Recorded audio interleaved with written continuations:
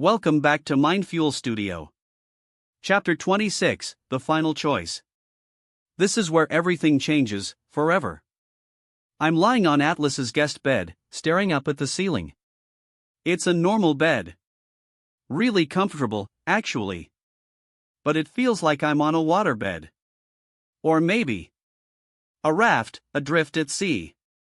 And I scale over these huge waves, each of them carrying something different.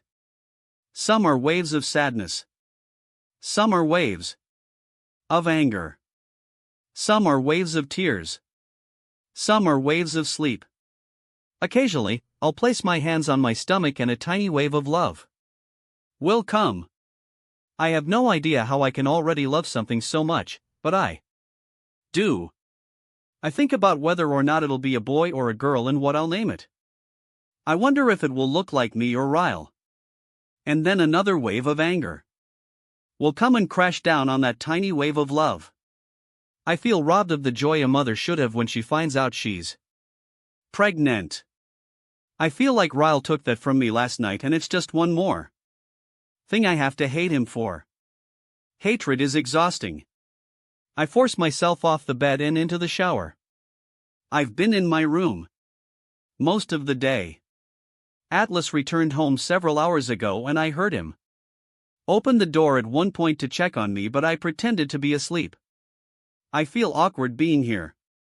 Atlas is the very reason Ryle was angry at me last night, yet he's the one I ran to when I needed help. Being here fills me with guilt.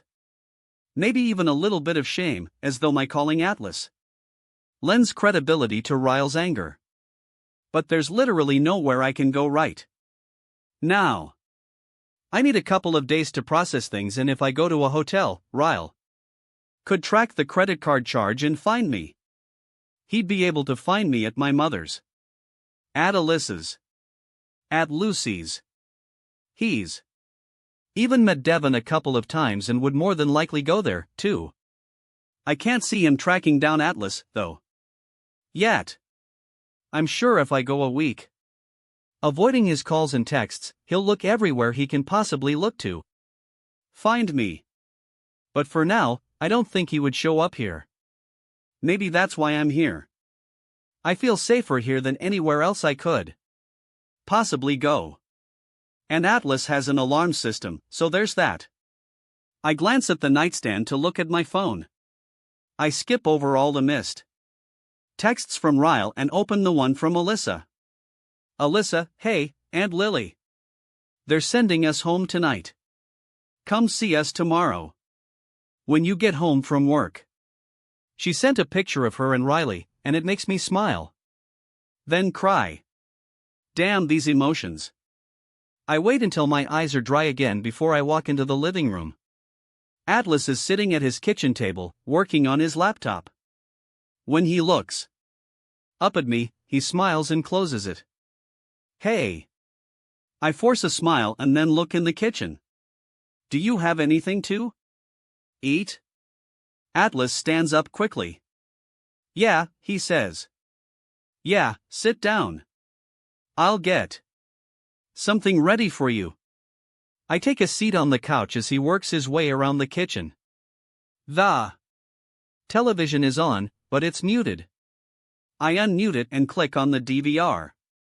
He has a few shows recorded, but the one that catches my eye is the Ellen DeGeneres show. I smile and click on the most recent unwatched episode and hit play. Atlas brings me a bowl of pasta and a glass of ice water. He glances at the TV and then sits down next to me on the couch. For the next 3 hours, we watch a full week's worth of episodes. I laugh out loud 6 times. It feels good, but when I take a bathroom break and come back to the living room, the weight of it all starts to sink in again. I sit back down on the couch next to Atlas. He's leaning back with his feet propped up on the coffee table. I naturally lean into him, and just like he used to do when we were teenagers, he pulls me against his chest and we just sit there in silence. His thumb brushes the outside of my shoulder, and I No, it's his unspoken way of saying he's here for me. That he feels bad. For me. And for the first time since he picked me up last night, I feel like talking about it. My head is resting against his shoulder and my hands are in my lap.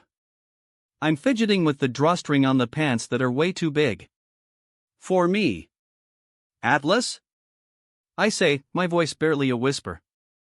I'm sorry I got so angry at you that night at the restaurant. You were right. Deep down I knew you were right, but I didn't want to believe it.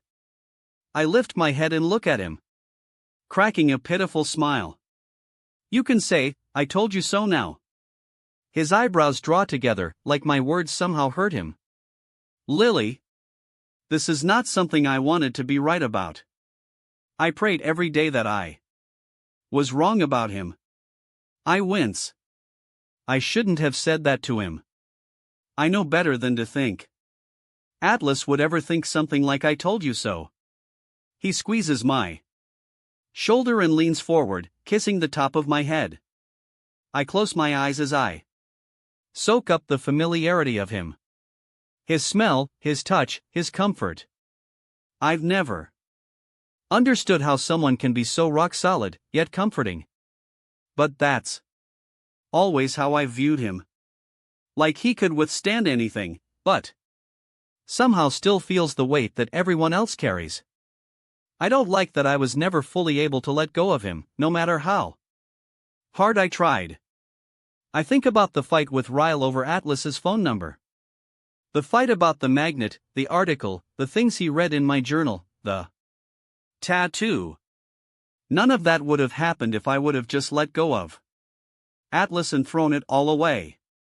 Ryle wouldn't have had anything to be so upset with me about. I pull my hands up to my face after that thought, upset that there's a part of me trying to blame Ryle's reaction on my lack of closure with Atlas. There's no excuse. None. This is just another wave I'm being forced to ride on. A wave of complete and utter confusion. Atlas can feel the change in my composure. You okay? I'm not. I'm not okay, because until this moment, I had no idea how hurt I still am that he never came back for me.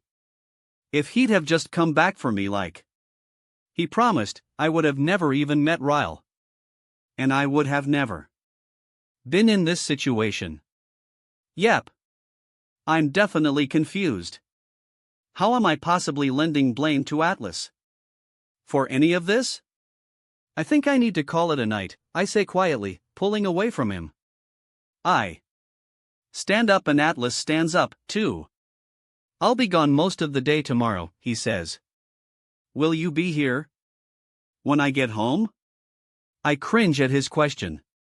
Of course he wants me to get my shit together and find another place to stay. What am I even still doing here?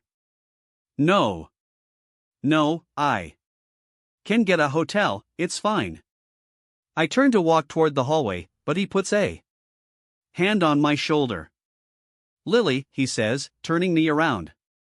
I wasn't asking you to leave. I was just making sure you'd still be here. I want you to stay as long as you need to.